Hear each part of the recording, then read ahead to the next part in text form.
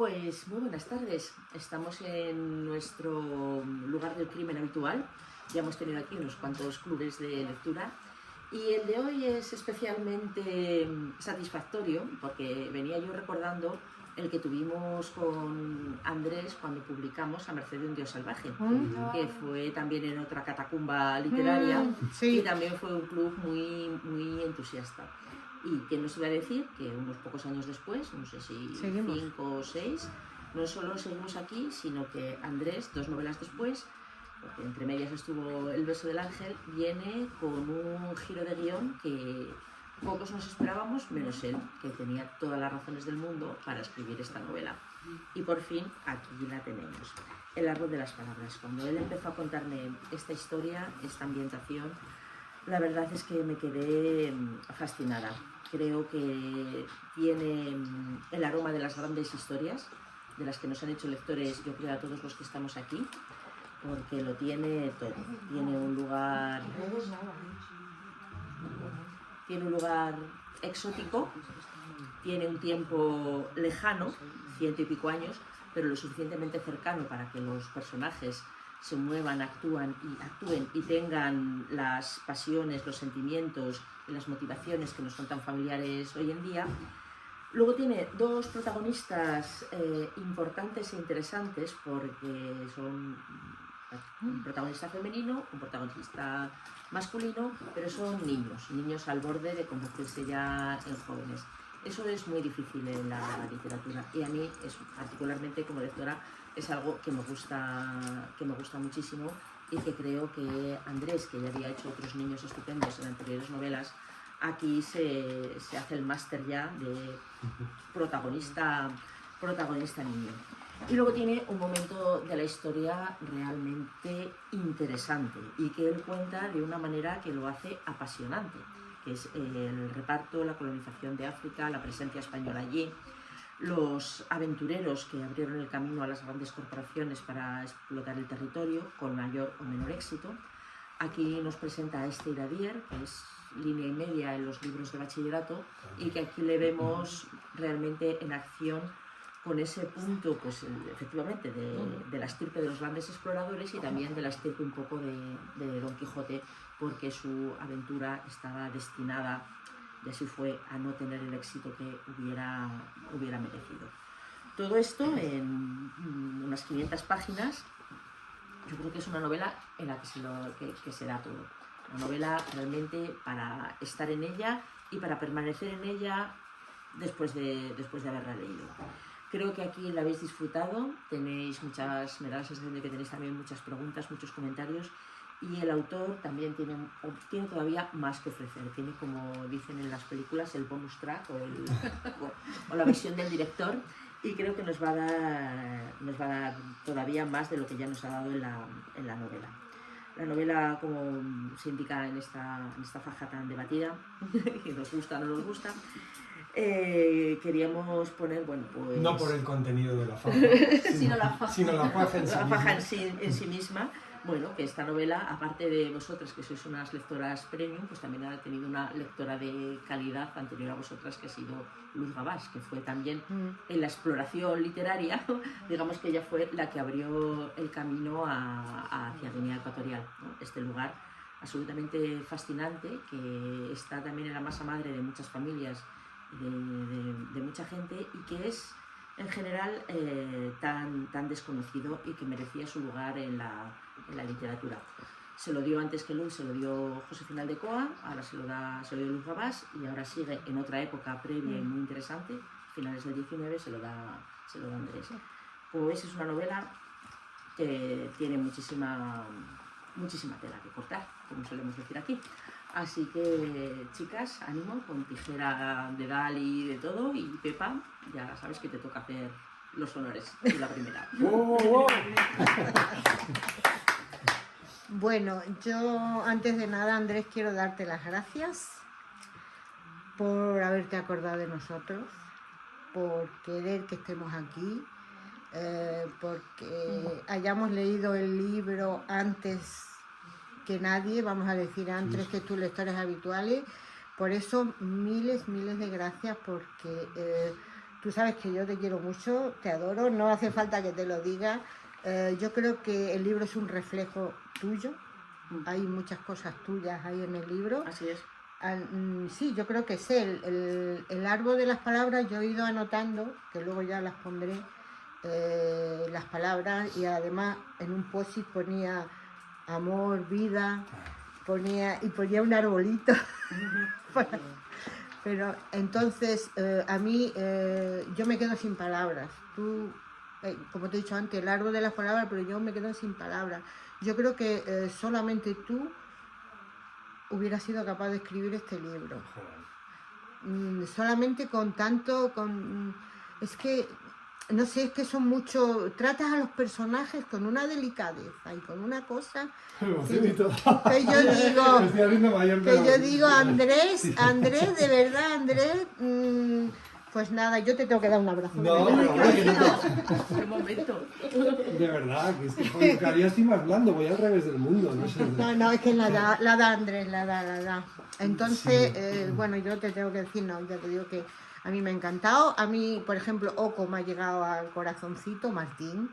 Bueno, yo creo que todos los personajes son, todos tienen algo, ¿no? Hasta el moco es.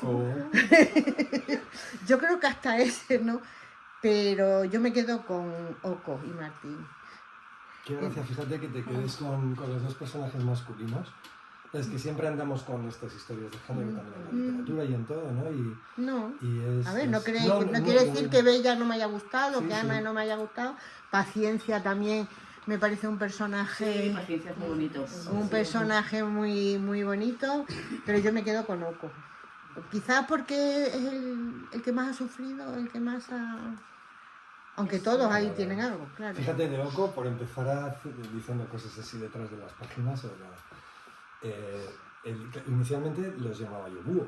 Los llamaba búho por Crespín, yo les pues, sigo araña búho y caracol, ¿no? Y durante mucho tiempo, algo equivocado, o sea, estuve trabajando con los nombres en castellano, ¿sabes? Sin plantearme cómo serían los nombres en su verdadera lengua, que era la bubi.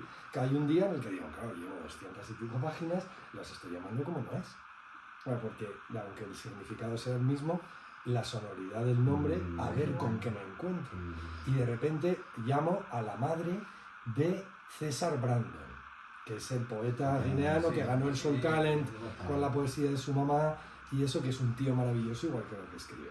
Y yo había estado en Guinea, luego hablamos con Pasi, que se llama Paciencia, la madre de César Brandon. Y allí en casa pegándonos una cena que no veas en Malabo. Y total, que le digo, oye, ¿cómo...?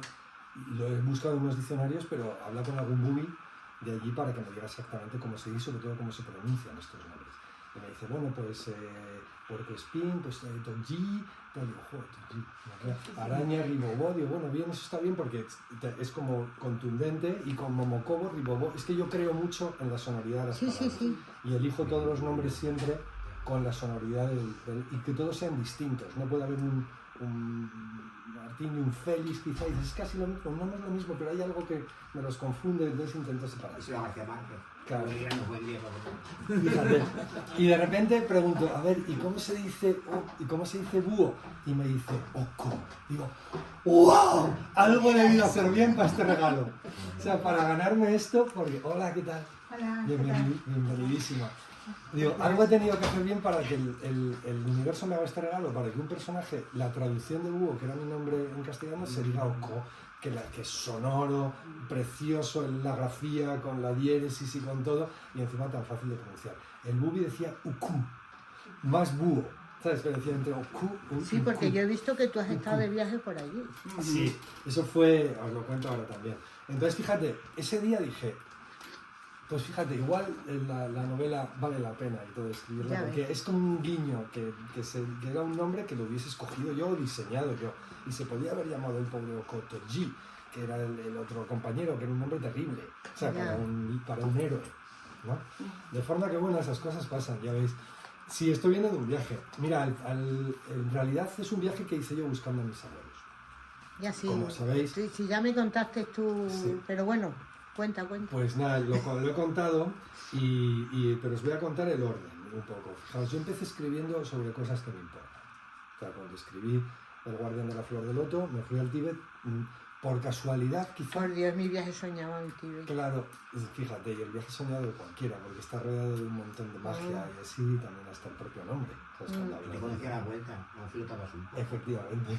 Muchas tirachines y se te pasó. ¡Qué malo! ¿Cómo has dicho que aún un poco? ¿Eh? Que aún Flotabas. Ah, que aún flotaba, ¿cierto? Yo Pero era tirachina, se nos olvidó Sí, la sí. espiritualidad. Y tanto. Y entonces me fui allí, pues, y era una novela supuestamente de aventuras, pero en realidad los lectores la recogisteis como algo, la acogisteis como una novela sobre una persona que se busca a sí misma, que era lo que yo estaba haciendo en ese momento. Yo era abogado y no me arrepentía de ser abogado, pero sabía que no era mi sitio. De forma que, con paciencia, como la naturaleza, que se hemos hablado de récord antes, pues bueno, notaba que tenía que llegar el momento en el que me encontraba. Pues luego digo, ¿de qué escribo ahora? Pues escribo de música. Como había hecho yo música desde niño, pues hice el compositor de Tormenta sin saber que aquellas, Ay, ese también le tengo yo. claro, notas y silencios. Yo creo que todos, Andrés. Es que, claro, y aquí vengo a beneficio inventario. Con vosotros lo sé, pero bueno, de todas formas me sigo creyendo los piropos. Y... Pero créetelo porque son verdad. Sí, gracias. Si no, se nos nota mucho, ¿eh? Lo sé, también te conozco. Sí. Sí, sí. Las pullas silenciosas. Y entonces escribí sobre música sin saber que aquellas notas y silencios, por decirlo poéticamente, me iban a llevar a las palabras y espacios luego, porque yo había hecho mucha música. Y seguí escribiendo sobre otras cosas. Y resulta que llegué a La Rioja, como cerrando un círculo. Escribí mis 2 novelas riojanas y volví después de ese viaje geográfico interior a mi tierra, que era La Rioja, y escribí las novelas ambientadas en el vino. Y ahí puedes decir, bueno, ya hemos terminado. En el vino y con muerte. Sí. Sí, con un poco O sea, de...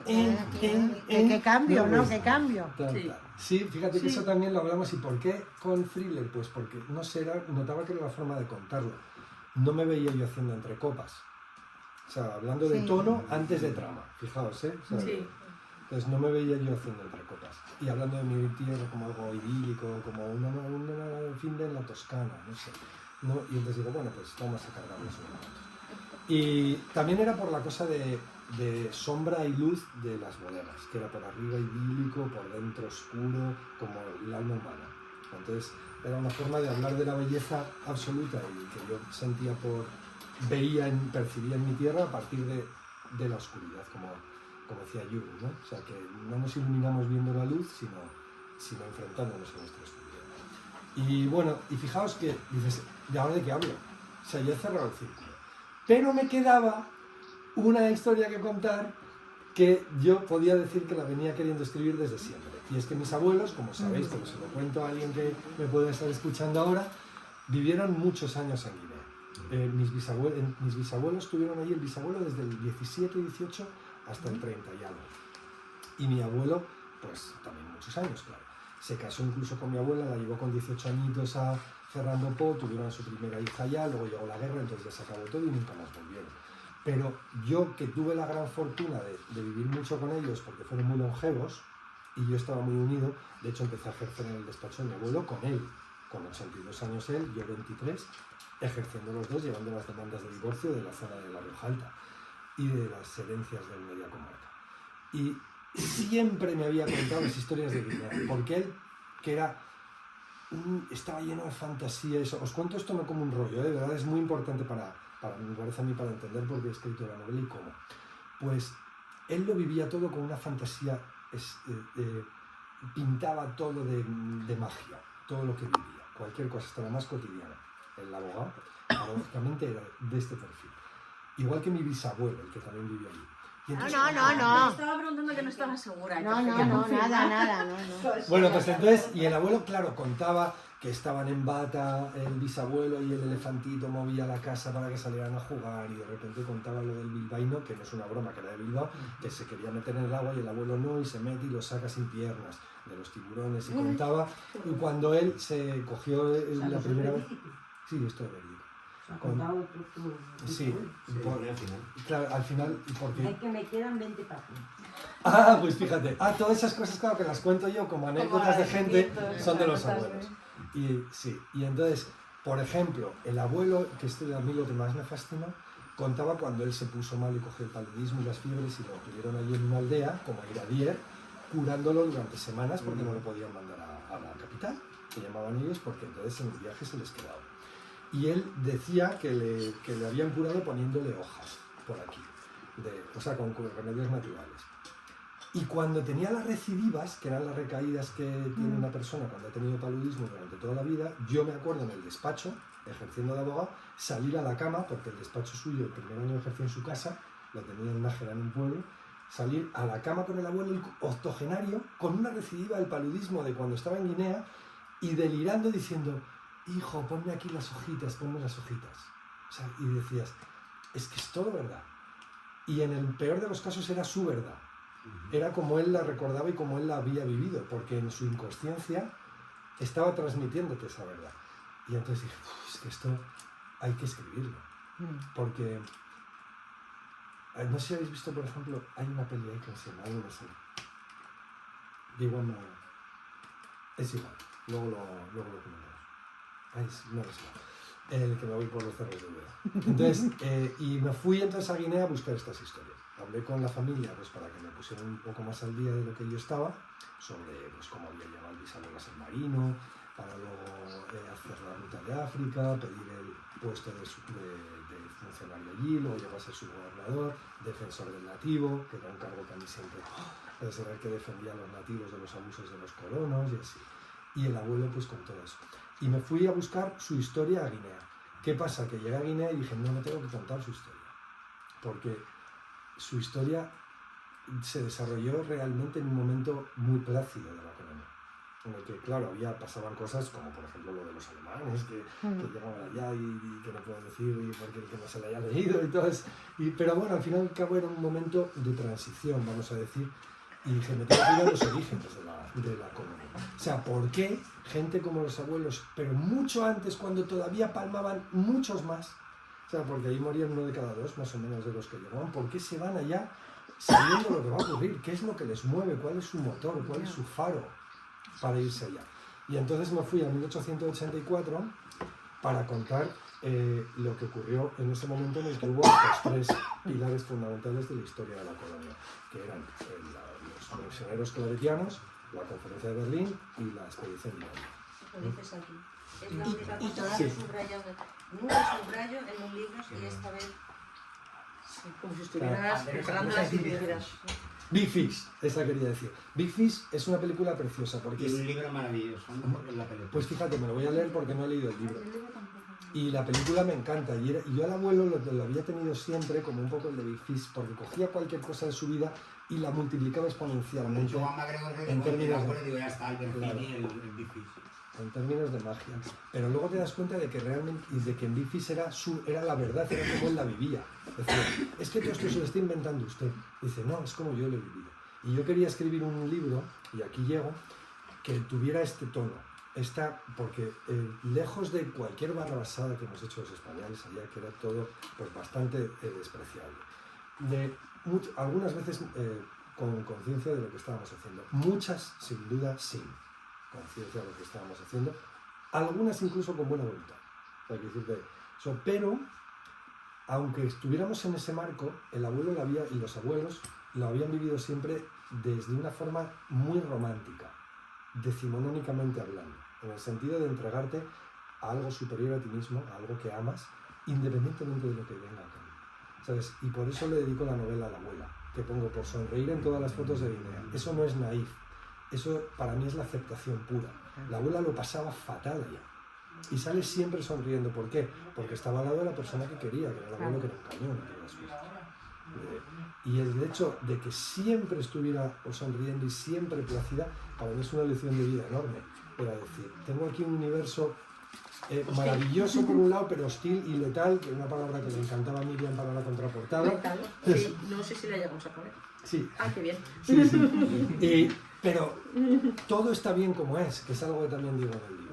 ¿Por qué? Porque yo estoy con la persona a la que quiero y me entrego en cuerpo y alma a esta aventura. ¿Y la documentación que has necesitado para todo este libro, de dónde la has sacado? ¿En Guinea propio o aquí en España? Siempre aquí.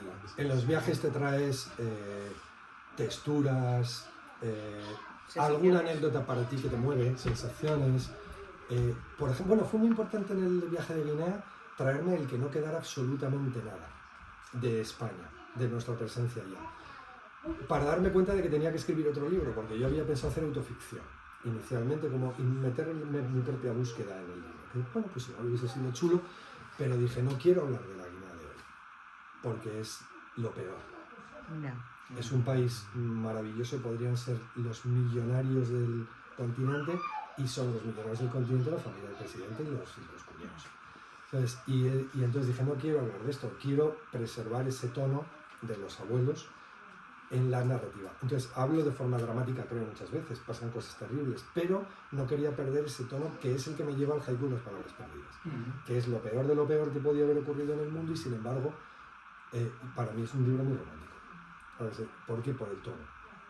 Perdón, que hablo en términos de música, pero... Más que romántico. Los dos títulos son con palabras. Sí. Más que romántico, ¿no crees que es tierno? Bueno. Creo que es evocador, ¿no? Sí. El árbol de las palabras. ¿El tono te refieres al título? El tono. Igual es tierno en cuanto a mi aproximación hacia la vida. Y hacia las personas. Y hacia las personas. O sea, ya hay...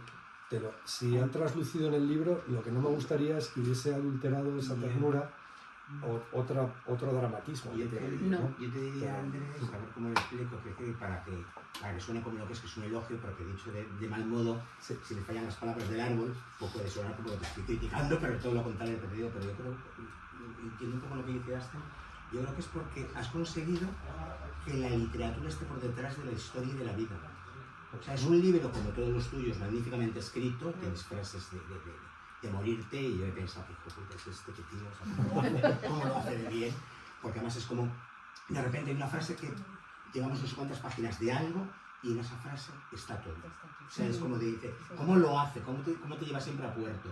Pero has conseguido eso, que lo que importa, o sea, que no se vea el andamiaje, que no se vea la estructura, que no se vea el taller literario, sino que hay mucha vida, que os quiero coger así. Para mí, en ese sentido, sí creo que es tu libro, o al menos yo lo he vivido así, más sensorial, y tal vez por lo que estás contando. Porque es que has ido a capturar sensaciones y a capturar evocaciones, como decía Miriam. Entonces, no sé si eso le ha dado, pero... Y luego también es que es un territorio muy nuevo, o sea, y eso también ayuda a que todo haya como una inocencia primigenia. Y luego los protagonistas, y el punto de vista muchas veces también es de unos niños que están completamente sin malear, que les pasan muchas cosas. Es inocencia, sí, yo creo. Es un narrador en tercera persona, pero que son los personajes los que hablan. Y luego, y eso también se traslada a los mayores, porque tanto para los misioneros como para la gente que está allí, incluso los peores personajes más atrabiliarios, están en un borrón y cuenta nueva.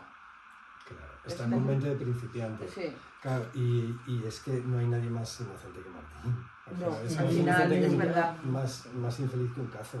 Al Y principio, lo que pasa es que luego se va dando. Y de hecho, pues también esto, ya sabéis, yo aquí os cuento todo. O sea, fue difícil componer ese personaje porque se me quedaba vacío de intención. O sea, porque precisamente por ese llegar allá. Claro, y entonces ha sido mi novela más compleja. Y cuando tú decides que Martín se lleva a Oko, es que tenía que ser así. Hasta ahí puedo leer, sí, eso. Hasta ahí puedo leer. Sí, es que lo que sí que quería es que fuera una novela coral, pero que todo tuviera sentido en una línea única. O sea, que al final te das cuenta, iba claro, o sea, y estamos transitando por un único sendero. Sin darnos cuenta hemos llegado a senderos paralelos que han confluido en uno. Y eso también fue complejo. Fue complejo incluso estructuralmente, porque el tener que hacer capítulos en el que todo fuera en tiempo real, cuando iban las historias y cada una a su marcha, pues con Bella y con Oko, pues era complicado estructuralmente. Y bueno, ahí hubo que darle muchas vueltas, pues una verdad que tiene un trabajazo detrás. Qué amor más bonito de los dos cuando eran más pequeños, cuando se conocieron. Claro, es que... Cuando él dice, pero esta Ya, existe lo la de la foto es muy fotografía. Y escuchen, lo de la fotografía realmente, ¿qué tipo de fotografía es? Es un Cristo, o sea, son tipos de fotografía que había entonces, y se hacía como sobre cristal, lo que describo rápidamente. Hablé Claro, con el que como responsable de no cámara cuenta oscura. mucho con ello, pero llama Sí. mucho la atención. Sí, entonces al principio las fotografías, es que bueno, tengo una sorpresa, os la puedo compartir. Y es que tengo la caja de 1930 de mi abuelo con fotos. Para que la veáis. Entonces, bueno, mirad aquí con esto, y no son todas las fotos, Ostras. pero he seleccionado unas cuantas para compartirlas Una con caja de vosotros. ferretería total. Sí, ¿verdad? auténtica, ¿Esto genuina. de dónde Sí, leches sí. ha salido? Dice cartón, semibrillo, seda, marfil. O sea, esto era, creo, lo de las fotos, o sea, el papel que utilizaban ellos luego para colorear, porque el abuelo coloreaba muchas fotos. Entonces tengo algunas, pero es que... Estarán todas escaneadas. Para... Sí, sí, las hemos escaneado. Tenemos muchas más, porque lo bueno es que el abuelo en los años 20, 30 hacía muchas fotos, nadie hacía fotos. Y luego las coloreaba, y lo que es mejor todavía es que cuando las quitamos de los álbumes nos dimos cuenta de que muchas están escritas por él. Y por ejemplo, espera, que os voy, ahora os enseño alguna, ¿eh? Pero por ejemplo esta, que está aquí el abuelo con dos amigos ahí en un sitio muy guay, en un enclave ahí, sí, de Guinea, esa de Fernando Po. Lo quiero buscar, en este también está, con esta vais a flipar. ¿Ese es el abuelo? Sí, esta es la abuela, está la abuela en el barco que parece de una Ay, de bueno, las novelas parece de Luz. Catherine Hepburn, directamente. Sí, sí. vamos, una actriz de Hollywood. Es que eran muy guapos. Y que se vestían muy bien, Sí. no como nosotros que vamos muchas veces. Pues mirad, Por aquí lo por primero que ejemplo. pillamos. Sí, efectivamente. No, tenía Tenía un poco de sombrero, cuidado. todo. Iba muy apropiada.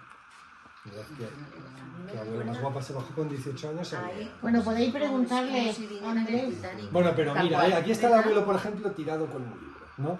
Eso, Ah. pues, con su corbata y tal, no sé qué. Y se lo manda a la abuela y le dice, ese libro que tengo en la mano es el derecho internacional. De ahí la cara de primo que tengo. Pero Qué bueno. bueno. Que familiar de escribir, ¿no? Sí, Claro. y en esta se la Esto manda, es precioso. dice Vapor Legazpi, fotografía hecha con la, no sé qué, del día 26 de mayo de 1932 a la altura de Río de Oro.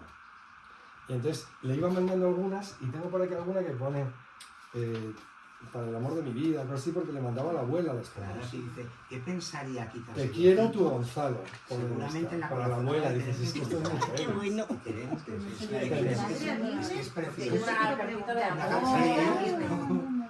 ¿Habéis visto? Qué chulada. Es totalmente invención el Padre Aguirre. Sí. No está inspirado en nadie. Eso sí y no. O sea, es invención en cuanto que el padre Aguirre en sí mismo no existe. Ni nadie que fuera como él, ni nadie que viniera a la colonia después, nada. Pero coge la parte más aventurera de todos los claretianos que fueron allá, que eran unos Yo nunca había tiranos. oído hablar de los claretianos. Claro, yo sí, porque estudié en un colegio mayor de claretianos en Pamplona. Anda. Sí, yo estudié en el colegio de los claretianos, en la puerta de la Universidad de Navarra. Hay un colegio ahí entrando en Pamplona. Y entonces, claro, a mí me sonaba lo más normal. Es decir, los claretianos y la gente me decís, no, no, no, no, no. Las monjas tampoco, yo tampoco Sí. he ido a una orden que haya oído así nunca. Pues precisamente por eso sorprendía, porque resulta que a Guinea habían intentado ir todo tipo de órdenes. Habían ido los jesuitas, que digo en el libro, esos eran débiles señoritos, ¿no? Como decía el prefecto de los claretianos. Y nosotros, en cambio, pues no nos importa mancharnos el hábito. Digo, ole tú, ¿no? Pero sobre todo llegaron allá, que es apasionante. Muchas gracias. ¿Os ha gustado? Sí, ¿verdad? Pero la abuela es ideal. No se ha dado más, ¿no? Ellas te volvemos ellas están diciendo que también les ha Pero gustado. la abuela es ideal. Es que Ah, no qué te estoy bien. grabando, es que Hola. te están viendo. ¿Quiénes sois? Al otro lado? María Jesús, Val y Paqui. Hola, Pero Paqui. dale la vuelta. Ahí está, claro. Hola, ¿qué Hola. tal? Mira, están ahí. Yo soy Paqui, mira, qué guapo. Es que Un no me la gusto he veros. Bueno. Pues nada, un placer. Y la... Ay, que no sé qué os contaba ahora. Lo de... Bueno, de las órdenes. Ah, las órdenes. Las monjas. Entonces, claro, dicen, ¿a quién mandamos allá? Porque, claro, todos palman. Este era un problema de... No lo digo de broma, es que morían todos. Y entonces al congreso este de colonización, pues se presentan estos claretianos que no los conocía ni su padre. Sí que el tío pues había tenido cierta repercusión en Cuba, porque el que fundó la orden, siendo ahí arzobispo, y bueno, pues pero a nivel de la gente que le rodeaba, o sea, realmente no había trascendido la orden como tal. Y ella dice, nosotros nos hacemos cargo y tal, y llegan allá 12 como los apóstoles, 12 tíos a Guinea, con el hábito, 6 monjes claretianos, 6 padres y los 6 hermanos coadjutores. Y dicen, venga, vamos a montar aquí y vamos a transformar la civilización. Y entonces empiezan a generar su plan y consiguen formar un plan paralelo al político que había trazado de Madrid, que era nada, ¿no? Y que es el que realmente se empieza a llevar a efecto, con poco acierto también.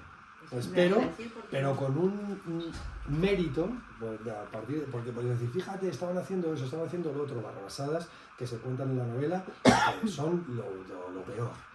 Pero bueno, pero al final tenemos que ponernos en su punto de vista y mirarlo desde el momento y sin juzgar, ¿no? Pues darnos cuenta de que eran personas que objetivamente se marchaban al otro extremo del mundo para transmitir la palabra de Dios sin esperar nada a cambio, porque ahí no tenían nada, no eran como otras órdenes pues en Hispanoamérica, que había un componente mucho más mercantilista y tal, sin nada, ¿sabes? Y que montan un lío allí, ¿sabes? Y empiezan a transformarlo bien, mal. Por supuesto, si lo vemos desde la perspectiva de hoy. Si no juzgas y lo sitúas todo en su momento, En su contexto. en su contexto, no puedes verlo con los ojos de ahora, lo estás viendo todo el rato con los ojos del momento. Sí, ni Eso juzgo es lo ni mejor. justifico desde ahora. Eso mismo. Porque son dos cosas. No, también. pones Lo los que hechos pasa como que eran. extraña cuando cuentas cómo querían cristianizar a los rubis para luego casarlos y raptar a las... Y a las mujeres las mujeres. Ya, no pero es que raptarlas, pensaban no que las hacían bien. compraban. Bueno, las compraban, las raptaban... Que lo mejor, pero Te a mí choca lo que mucho. más me choca Pero que- ya no es que las comprasen, ¿vale? Sino que es que hablaban de que se había abolido la esclavitud. Dices, pero bueno, si estáis haciendo lo mismo. Claro, pero fíjate Pero no lo que es conscientes. estar nublado por un propósito tuyo. O sea, porque podemos elevarlo a esto al rango de propósito, porque ellos no tenían meta. Ellos no querían ganar, ni tener hábitos mejores, ni tener una casa más chula. de hábitos mejores. Sí, sí. No, me refiero a los de Bastatela, ¿no? Sino, en realidad, ahí sí que había un propósito. Yo ya digo, no lo juzgo, no lo justifico tampoco, pero es muy a tener en cuenta. ¿Sabes? Históricamente. ¿No? Porque son 12 personas que se marchan a otro confín del mundo y que son capaces de hacer lo que no había hecho nadie antes a base de arrojos y de convicción. Y de un punto de entusiasmo también que pongo en la boca del perfecto, pues si quieres, en el sentido de ser el que tira para adelante y tal. No estoy seguro cómo sería, ¿no? Pero está claro que tenía que tener un vídeo así.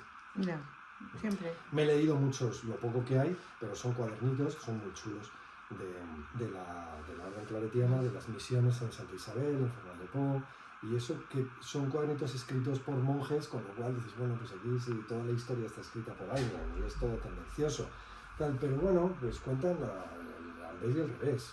O sea, Pones al final que has A tardado. mí Aguirre me caía fenomenal. ya, Sí, que lo llevaste demasiado. Bueno, sí. sí, Ya. el Padre Aguirre es, bueno, porque es un personaje muy literario, en el sentido de Y es pura hasta que ficción. aparece Jesucristo, ¿no? Y cuando aparece y el principio, no digáis que no, ahí con la cruz.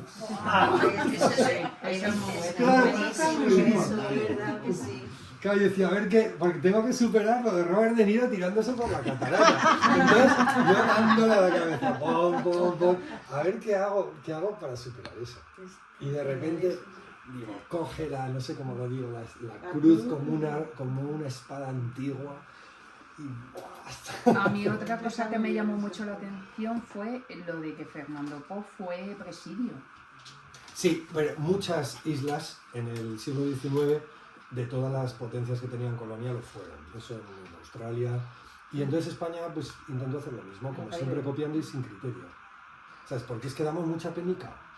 Entonces, fíjate que tenemos virtudes bestiales. Y socialmente se lo dice, lo pongo en boca de Stanley, hablando de... Ah, sí. Que todo lo de Stanley, por cierto, es todo verdad. Sí, pasó por Vitor. Y pasó por la conversación, hasta lo de dinero, dinero y dinero, eso lo dijo no sé si en la mesa del café o donde se reunieron, pero era todo verdad. Pero pongo en boca de él el análisis que hace de España, que lo podía hacer, estaba legitimado porque conocía a los españoles mejor que muchos españoles, como reportero. Y diciendo, es que tenéis muchas virtudes y como sociedad sois un cañón, o sea, como individuos sois un cañón, ¿no? Porque precisamente todo lo que tienen estos personajes, el salir de la zona de confort de Martín, sin mirar a dónde voy a llegar, porque los ingleses han tirado a la piscina muchas veces, pero mirando si está lleno. Ya. Sí, En sí, cambio, lo los digo. italianos vas por ahí, oye, a base de una fuerza interior que dices, ¿de dónde sale? Hablo genéricamente como país, Ya, y sin mayores patriotismos. Y le dice, pero como sociedad es mucha penita. No, en otras palabras, Damos pero es así. ahora, Le seguimos dando, es porque no hay un... Pregúntale algo, que porque no si son- no está, claro, acaparan todo. Tenemos mucho que aprender todavía. Yo hay una cosa, luego va a preguntar. Yo hay, mira, Rocío. Hola, Rocío, ¿qué tal? Yo hay una cosa que, una escena cuando Oko descubre a la madre en la tienda con Sí, como Momo. ¿cómo es? Momoko. Momoko. Que a mí me ha costado meses decirlo bien, ¿eh? Entonces, el sacrificio de esa madre, a mí eso, digo, Andrés, ¿dónde has sacado eso? Tú querías, porque era de la única manera que si no se va, no deja a la madre.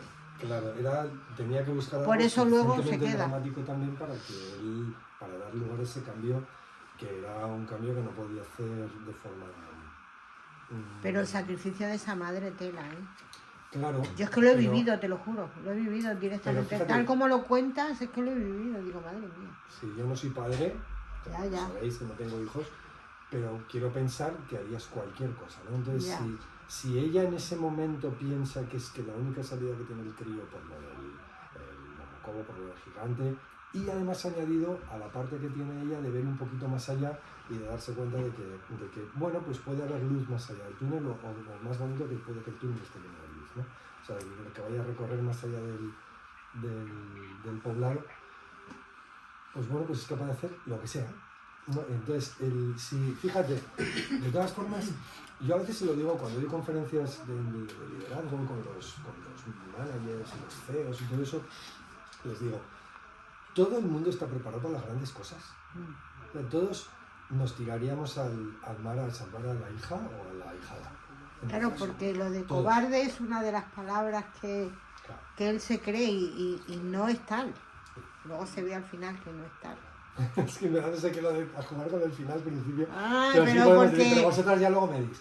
Claro, claro. Eso, entonces, todos estamos preparados para las grandes cosas. Todos nos tiraríamos al mar cuando te dicen en Cantabria que no te tires. Bueno, si yo al tienes mar no sé. Si tienes un hijo, Me o ahogo.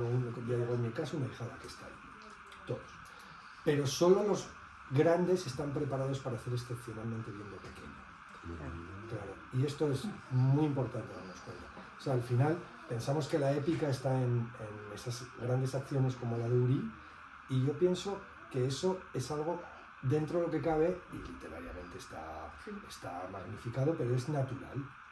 Lo que pasa es que, claro, ya como autor, pues te lo llevas a un punto en el que generas una emoción. Espero que haya causado esa emoción de ¡oh, madre Por mía! eso. Claro, pero es natural. Es mucho más épico el sonreír a una persona que te niega su sonrisa, porque posiblemente es cuando más la necesita. Eso sí que es épico. En Claro, lugar de pero- dejarte llevar Claro, yo por veo... las circunstancias que hay, ¿no? Yo veo esa escena y yo veo el dolor de ese niño, porque yo lo he vivido, el dolor de ese niño al ver a la madre y decir, mi madre no me quiere. Y por eso me voy. ¿Por qué? El pelo, porque Y lo ponían en Porque ella se rapa. Ah, no, eso porque porque era la forma cuando en el concubinato Bubi, o sea, ellos eran mayoritariamente monógamos, la etnia en sí misma, pero había este concubinato también en el que de forma natural, digo lo mismo que decíamos antes, ¿no? Pues no podías decir monogamia o poligamia, no, al final pues había tendencias mayoritarias, pero está claro que el concubinato existía muchas veces por necesidad. Y entonces se van creando ritos y se van generando formas de acercarte a la divinidad para quizá dar sentido o justificar pues estas acciones que llevas a cabo en el mundo terrenal. Entonces decían, bueno, pues vamos a cortarnos el pelo y a ponerlo bajo una piedra de la playa para que se lo lleve el mar de los muertos hacia donde está mi marido, que es mi viudo, o bueno, mi fallecido, quiero decir, que es donde me va a dar el visto bueno para que yo ya me encargue con otro hombre, ¿no? ¿Sabes? Entonces, claro, pues este tipo de cosas a mí me resultan también muy interesantes. El hecho de que a través de... Pero a ti, Andrés, esas escenas, ¿te cuesta escribirlas? Hombre, pero fíjate, te soy sincero. ¿O te salen...? Vuelvo a lo mismo que antes. Me cuesta imaginarlas porque es difícil, o bueno, o tienes que trabajar la cabeza y el corazón pues para dar con algo que sea impactante, que no esté manido y que tampoco sea excesivo. O sea, porque claro, la línea es muy difusa hacia donde te caes, ¿no? Igual pasa en los thrillers, ¿sabes? Pero cuando no es thriller, con más cuidado todavía. Pero me sobrecoge mucho más lo cotidiano. O sea, me cuesta muchísimo más o me emociono mucho más con una conversación de Martín y Bella en una reconciliación en algo que con una barbaridad de esas cosas. A mí lo que me gustaron mucho también son las conversaciones que tenía Oco con Bella, los dos. Esas también están curradas. Es que ahí me ayuda mucho Bella. ¿Sí? Sí, hombre, ya sabes. Ya veis que cuento. Igual me tenía que guardar alguna. No, hombre, no, ahora puedes contarlo todo. No, sí, un momento en el que Miriam me dijo, oye, pues fíjate, es que hay la relación de los tíos que me encanta y te la entiendo, pero sí. Lo que te dice un buen editor, y en este caso la mejor del mundo mundial, es la diferencia entre lo que has escrito y lo que creías que habías escrito. Entonces, nosotros hemos hablado muchas veces, porque yo soy un autor de hablar con mi editora, y vamos mirando, oye, de verdad esto tal y lo otro y tal, le doy el coñazo lo justo, pero bueno, de vez en cuando. Y entonces un día me dijo, sí, pero todo esto que me has contado de los niños no termino de verlo. O sea, que lo tienes ahí. Y Sí. está muy bien. La idea es, sí, muchas veces pasa, ¿eh? Pero crees que lo has escrito y no está. Pero faltaba algo, ¿no? Claro, falta algo de plasmarlo ahí, porque claro, ponemos mucho menos de lo que hay debajo del iceberg, ya sabéis. O sea, ponemos solo la puntita. Pero hay veces que ni siquiera pasa a la superficie esa puntita y te crees que sí que la has sacado. Entonces Miriam me dijo, mira, pues una vez me leí un libro sobre esto, sobre lo otro, que me gustaban cuando era pequeña, que iban sobre tal y sobre cual, pues un grupo de niños, y eso me dio unas claves para darle una vuelta de tuerca a los personajes y por ende a la forma de hablar entre ellos, pues con esa medio broma, juego constante de hasta donde te digo, no, tal. Y luego, por supuesto, esto que no me oiga, por favor, pero también me ha venido muy bien tener una hija adolescente. Claro. Claro, porque... Es el objeto de quiero estudio. con toda mi alma también, a Carlota, porque no es ni que se parezca ni que no se parezca, pero yo no tengo hijas, pero tengo Las ves. mucha relación y quiero con toda mi alma también a mi hermano y entonces comparto mucho con ellos, con toda la familia. ¿También se viste entonces, con el peto? ¿Eh? No, es otro tipo de rebeldía. Sí, de todas las maneras de Rufo no nos has contado.